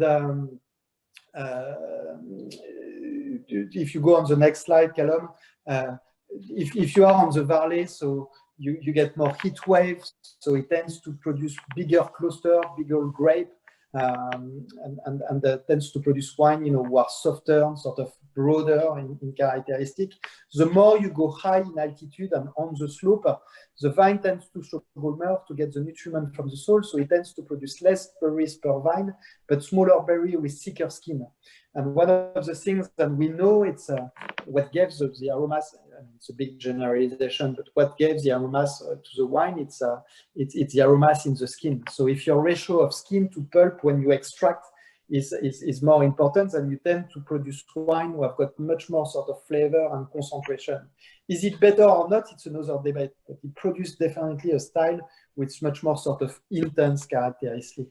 Our Merlot, us, come from, again, like the Cabernet Sauvignon, some valley and some higher altitude, especially in sort of the Howell Mountain sort of area. We've got the Keys Vineyard, with there we will represent often, I say, between 20, let's say between a fifth and a third of the equation. And it's probably one of the great vineyard of Merlot in California. A lot of guys like Decorn, people like Arlan also went to those vineyards to buy fruits, and we own it outright now since 2005 because it's recognized as one of the great sort of Merlot sites from California. Like the Cabernet, it's not 100% Merlot because it's about 89.1% of Merlot, some Cabernet Sauvignon, Petit Verdot, Cabernet Franc, and Malbec. Again, French and American oak for about 15 to 16 months. But I enjoy Merlot. I think he's got that sort of lushness, especially in the youth, is quite interesting. Merlot sometimes tend to shut down. So if sometimes you open a good bottle of Merlot and you don't get the full expression, I mean, yes, worry because you shouldn't probably have opened it, but just leave it a bit more in your cellar because Merlot has got that sort of influence where it tastes great and after it shut down a little bit and then it goes back a little bit also. So yeah, good influence. 13, as I was saying, an incredible vintage for California, and probably for me it's a vintage in comparison to 2012 with very rated also. It's vintage with probably a little bit more European for our palate. So in Europe and definitely in England, because you find a bit more acidity than in 2012. And probably in the last sort of decade, it's probably one of my favorite vintage. I really love 2013. So here you are. So a little walk through California in, I think, an hour and a half. I think Callum originally said you've got 1 hour, Dimitri, but I always speak too much. But I hope you want, first of all, I hope you enjoy the wine. And like I always say, I mean, especially in those tricky time at the moment, yeah, I mean, if you enjoy them, you know, please do support us. Hopefully, you know, we'll do more of this event. Callum and Lionel will invite me back to do something else one day. But yeah, I hope you've enjoyed it and you've enjoyed tonight. Yeah, definitely. I think there it is, guys. That's the end of the tasting. I'd like to say a big thank you to Lionel and to Dimitri. Dimitri, you know, really appreciate you taking time out of your busy schedule, you know, to present these excellent wines. It was a real pleasure, and Lionel and yourself, you're fountains of knowledge. So, you know, thank you for sharing this. So in a minute, I'm going to open the floor, so you know we can have a little chat, say hello, ask some questions, pick the brains of Lionel, Dimitri, and myself, or whatever. But before we do so, we'd just like to tell you all about our upcoming events. So 27th of November, we have the Big Bold Reds tasting. So if you like that kind of thing, we're in the middle of the winter there. Big Bold Reds, keep us warm, get involved. Shortly after, 2nd December, we have the Graham's 200th anniversary port tasting. It's going to be very good. We're joined by Anthony Symington, also Tom Symington of the Symington family, who actually own Graham's amongst other port houses. So that's definitely one to look out for. My colleague, Tim Robbins, who's not with us tonight, is having a night off this evening, but he has a celebrity gin tasting with Brian Moore, the rugby star, or ex-rugby star. You know, he's always entertaining. And then the 10th of December, we're back with Dimitri for Verite. So this is it's a proper fine wine tasting some of the best wines that Sonoma has to offer. So if you've enjoyed tonight, I think you're certainly going to enjoy this tasting. So I'm really looking forward to that one. And then the 18th of December, we have our kind of internal port tasting. So that'll be with Tim and I again. But yeah, I think now it's time to open up. And, maybe Lionel, I mean, we didn't spoke about food and wine matching for the Cab and the Merlot. Because I mean, you are great at it. So any particular recommendation? No, but like I said, the Cabernet, I think now, yeah, we know is 9 years old, but I quite like it. It's a very balanced, I think, and I quite like to go with a beef lasagna, you know, at Forno, very classic Italian dish, which that it goes really well. Or maybe at the minute, the mushroom season is perfect with chestnuts, mushroom, all the kind of mushroom omelets can be really good. Yeah. And maybe with the Merlot, which for me stand out with a beef stew, or don't say that to French people, but maybe a beef bourguignon, a little bit of it when it's cooked a long time. You know, it gets a depth of flavor due by the sauce and the red wine reduction that it could really well. Very nice with barbecue, like a pork chop can go really well, or smoked cheeses. To pair a little bit with the well-balanced oak of the wine to go with the cheese. But no, to be fair, I think for the food and wine matching, go with your flow. Try to match some lovely food with a wine you like, and you will see at some point it will come maybe a little habit. If you want to send me an email for any request, I'm sure you want to enjoy maybe Christmas. If you want any food and wine matching with you with the menu, just email me. Very easy, and I would be very pleased to answer. So I hope all the food and wine matching was easy, maybe to remake at home, and just enjoy. People have been drawing up their shopping list, you know. Okay, so I'll tell you, with the Cabernet Sauvignon 2011, give me a nice sort of little fillet of steak. I'll take it any day. Protein and tannin. Okay, so I'll open it up now if anyone wants to join us for a chat. See you in a sec.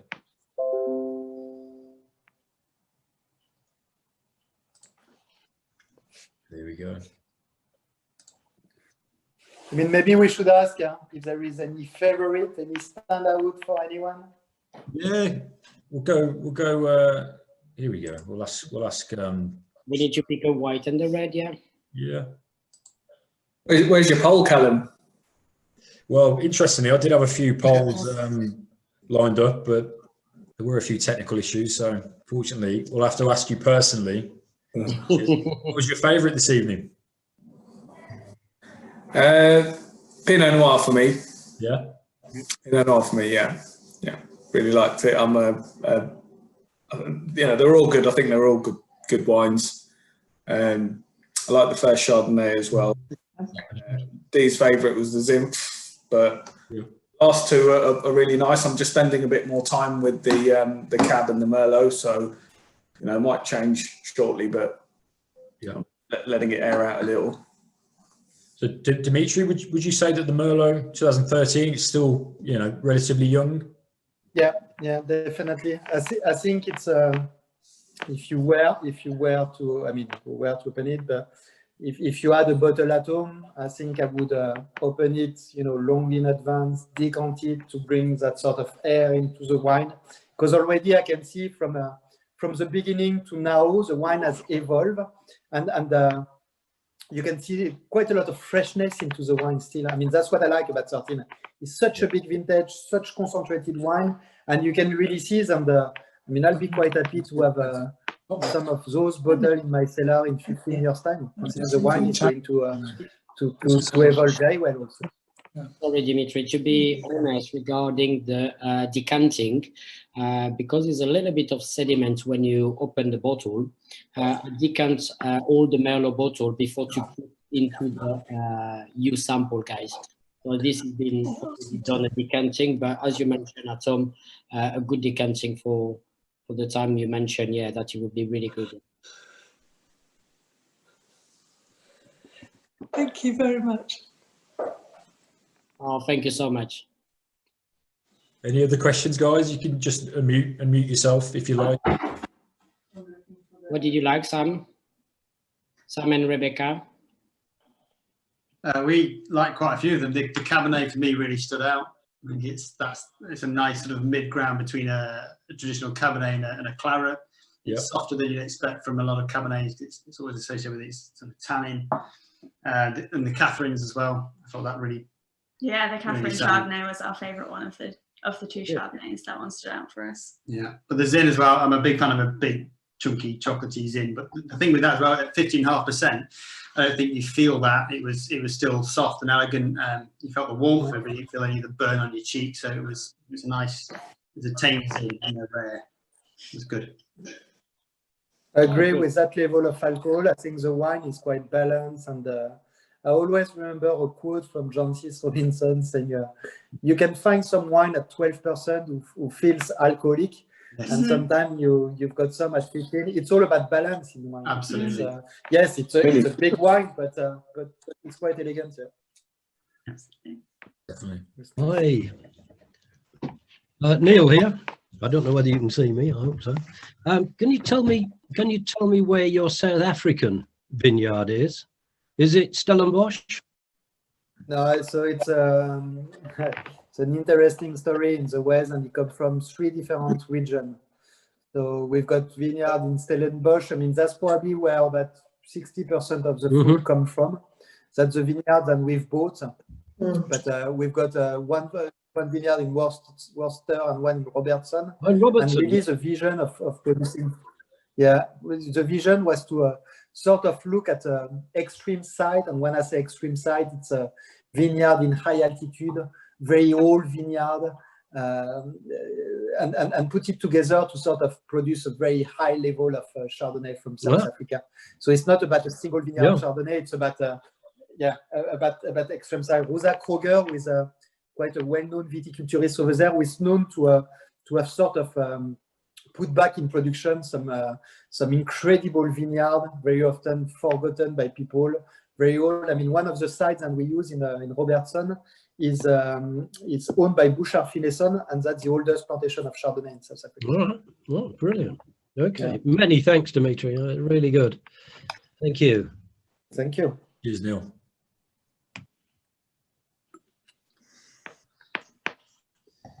Any others? Any questions, Ed? I think it was one of the questions early on. I think it was after the white regarding the fire, which has been an influence maybe in the future regarding the wine or not. Yeah. I mean, definitely. Like I was saying earlier on, it's been a big issue in California, and especially, I mean, probably more for us as a company in 2017 than in 2020. And one of the problem being that we didn't lose any vineyard. I mean, we didn't lose any of our outbuilding or anything like that. The problem was because a lot of the vineyard, especially when you are in mountainside, is the access to those vineyards. So because of the fire, we couldn't access those vineyards and we couldn't harvest. Was our issue. So that's going to be I think global warming is definitely, I mean, it is an issue, but global warming is not only about ripeness and those sort of things, it's what it creates. And California, unfortunately, in the past few years, it has created quite a lot of flowers. The water sort of down. I mean, us who are lucky because the family has designed and created quite a lot of water reservoir for ourselves. So in comparison to other people who are in a much better position, there is no doubt about it. So, yeah. Any other question, guys? I have a question. Yeah. Just about like what is tannins? Like what does that produce and what does it add to a wine? One to answer, Dimitri, Carl, myself. I think I'll leave that to the two sommeliers. Well, only because I find I prefer like deeper, the darker and deeper wines, and if I'm right, the tannins make the taste a little lighter in a red. Okay, but the tannin is literally, I think, when I describe all the time, is a sensation you're going to have on your gum, which is drier or smooth or slightly jammy, which in a big line, I would like say in Europe, vineyard that will go on the dry tannin, which will be on your gum, you will feel it drier. And more in a new world, which is the South Hemisphere plus California, USA, I would say is more smoother, more jammy, without the sweetness, okay? So after it depends on the style you really like. When you talk about the tannin, also you can be associated with the acidity, which that sometimes, especially on the red, could be, as you can see, for example, between the Pinot Noir and the Zinfandel, the Pinot Noir will have a drier sensation, rather than the Zinfandel will be a little bit more smoother, more, I don't want to speak about sweetness, but it coats your gum very well, which I think on that two direction you could find maybe you wine when you choose your wine. You say, okay, I would prefer that style. So that is maybe the region or the country I would find. Yeah, as a big line, I say in general. Okay. For example, for the lineup of tonight, which kind of red wine if you have to pick only one, which one of style you would like it? Yeah, which is your favorite, Ed? I only asked that because the Zinfandel kind of surprised me because I did like it, but I noticed it was more of a lighter. Well, it's probably, I think there's plenty of tannin there, but it's quite covered by the kind of rich and ripe fruit. I think tannins, it's an attribute of a wine. Okay. It's all about balance between the several different attributes. So as Lionel mentioned, acidity, fruit, and tannin. If they're all aligned, ultimately you have a really good wine. It's about that balance. But if you've got all three of those aligned as well, it helps a wine's ability to age as well. Okay. That's what you want, I guess. Good. Cool. Thank you. Any other question, maybe? Or maybe comment on the wine you like or you maybe dislike, it happens. Yeah, more of a comment rather than a question. I mean, absolutely sensational evening, fantastic. Thank you. I think the best one we've had so far. So so brilliant. For me, the favourite was the first one, the Catherine's Chardonnay. I think the butteriness, but the balance of that was so perfect on it. It was absolutely phenomenal. And then the Pinot was brilliant. I think that, you know, you're kind of spoilt, especially with the likes of you, Cal, that picks out such gems for amazing prices with Burgundy and wines, where you get these extra. But this was, for the price point, was phenomenal. So so really, really good. Very kind, Richard. Thank you, Richard. Thanks. So we'll let Dimitri back in.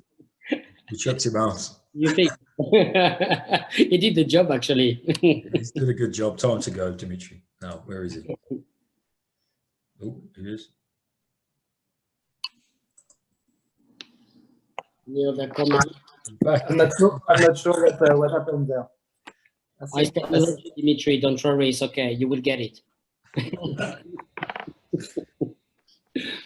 Thanks, Lionel. No problem. I think that was an interesting question about the tannin, though, Dimitri. Just me and Lionel commented on it. Just interested to see what your view on is it, and on what tannin, what it is, what it brings to a wine as well, and how it can counteract or work with acidity and fruit, I guess. I mean, I didn't hear the question and what you answered, you guys. I mean, tannins can come from two different elements. Either the skin of the grape variety, and you've got grape variety, for example, Cabernet Sauvignon, who will potentially have a higher sort of tannins extraction than in Pinot Noir, for example. And then you will have the oak tannin, so the vinification also can bring some tannins into the wine. But it's all depend what you want to do. I mean, Pinot Noir, as an example, it's a grape variety who will have a lot less tannin structure than what Cabernet Sauvignon will have, than what other grape variety will have. And then inside of it, like I said, you've got the fruit tannin, and then you've got the oak tannins. So often what tannin structure gives into the wine, it gives a backbone, it gives the sort of the tightness of it, will help also the wine go further in terms of time. So what can make wine evolve with time is the acidity and the tannin structure. So it's also a question of production, what the producer wants to make out of it. If the producer wants to make a cheap entry-level wine, I always say, you know, you can see if you want to make a cheap entry-level wine, what's make a cheap entry-level wine is because you've got one vine, you water it so it can produce a lot. And I always say, if you've got two vines, one who produce 15 grapes and one who produce 5 grapes, you can imagine then the nutrients and the plant is going to give to each of those grapes and to each of those berries. It's not going to be the same if you've got 15 and 5. And if your root system is not deep or is deep, or if you add water onto the plant and doesn't have to make any effort to go and get his roots, you know, far away in the soil to get the nutriment from the soil, all of those aspects have got a big influence. So it's all depend also what you want to produce. If you want to produce very fine wine and more refined, it's about finding the balance on doing yield who are big enough to be able to have something with not too much and not too less. So that's where the fine balance, because in the 90s you had producer who went on doing 5 hectoliters per hectare, but then the wine has got no balance. You know, it's what I always say about wine. People often ask me, what makes the perfect wine? And my answer, I don't know, about 15 years ago, I came up with that sentence, so I think it's great and I still use it. I mean, for me, what makes the perfect wine, it's imperfection. Because that's what creates the sort of the excitement behind it. If the wine is too much of a laboratory things and too polished and everything, then you lose the excitement, you know. And I always say, the imperfection, you know, will talk to me, but and that's the beauty about wine. It's I always say also that the best wine of the past are not necessarily going to be the best wine of the future, because wine is an alive element to evolve also with time. So wines that you drink, you know, today and in 5 years' time will be completely different also. and yeah, it's like sharing wine, drinking it on his own, sharing it with someone, hearing the story behind it. It's all of those sort of things to create that sort of a very special moment. And wine is an emotion, and the emotion will be different. After, I always say what we do in terms of professional, it's also we try to caliber things, and we only select, you know, the better things to hopefully, you know, create that emotion into people. Fantastic, Dimitri. Couldn't agree more. Sorry, I went maybe a bit off track. No, but you know, that for me, that's what wine's all about. That kind of emotion, stuff like that. I mean, Lionel and I we tasted. I won't say what it was, but it was a mature Bordeaux earlier. It wasn't great, but I mean, it was pure intrigue and interest. We talked about it for ages. We could have talked about it, you know, all night, but it wasn't necessarily good. But you talked about what makes perfect wine is imperfection. The fact you can talk about it, and yeah. That's what it's all about, for sure. And the perfect moment, it's I mean, hopefully doing something. It's people something like we are doing now. It's giving a bit more information, so it creates a bit more buzz behind things. But I always say, you know, some of the great wine, I'm sure, is the same. It's an occasional show. I mean, I'm sure if you ask your partner to marry you on a certain day with a special bottle or something like that, that bottle will always have the connotation to you is always going to be particular because of that moment. So sometimes also our mind can be a bit blurry because of it. So yeah, and food can enhance a wine, can make it sort of taste different because of the interaction it produces with it, and yeah, and it's all those elements I think who are incredible, who are great, who are nice. Yeah, definitely. That's what people sometimes I think miss in lockdown. It's I think we are. I mean, I'm definitely bored of it. It's great to be with you know, sharing and doing what we are doing tonight. But I always say I'm bored of working with Zoom, with socializing with Zoom. I want to see people now. hopefully soon. You know, we can have more kind of intimate tastings. But you know, I think in the meantime, these Zoom tastings are great, very enjoyable, and great to connect with you guys. So thank you for everyone joining. Got any more questions before we go? The one from Ricky is not too bad. Ricky, are you going to propose to someone over at, that'll be a first, an NMP proposal? I first need to get permission slip signed by the missus, but yeah. Yeah, you know, once we sort out that minor formality, I'm sure we're onto a winner. Yeah, absolutely. Ricky, I'll be your best man. You know something? I'm going to need more of a bodyguard in this situation rather than a best man. The worst thing is my brother-in-law is on the call. Sachin is my brother-in-law, and his missus sitting with him is always used to keeping me in check. So I'm treading on very, very thin ground as I speak right now. We're happy this is all via Zoom then, I guess. Yeah, indeed.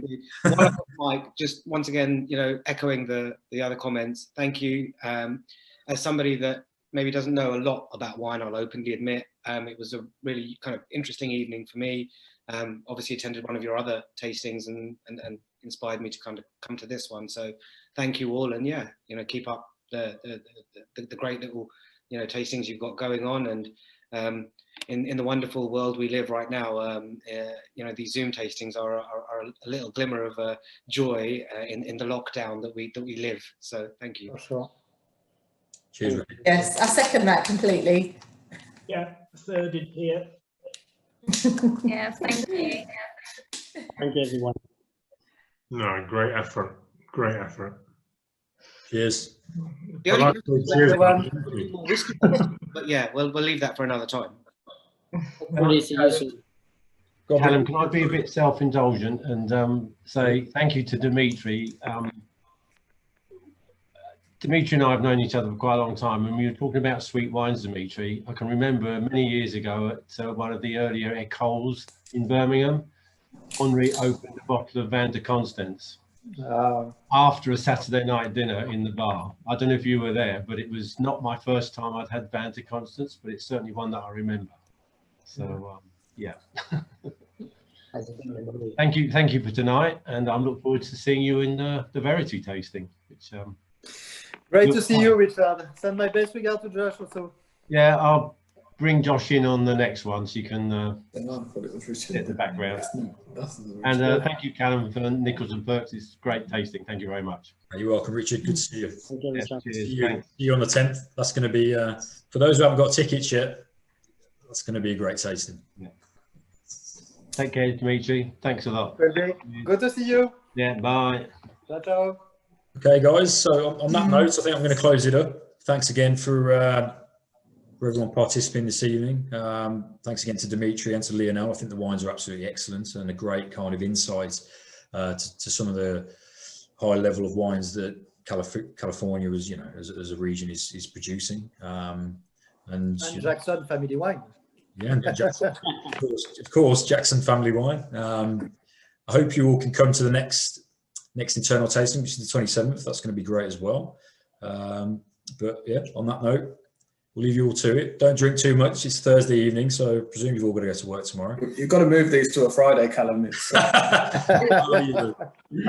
have got no way. Friday, so we'll be okay. And yeah, but anyway, on that note, thanks a lot, guys, and cheers. Cheers. Cheers, everyone. All right, see you again. Thank you. Bye.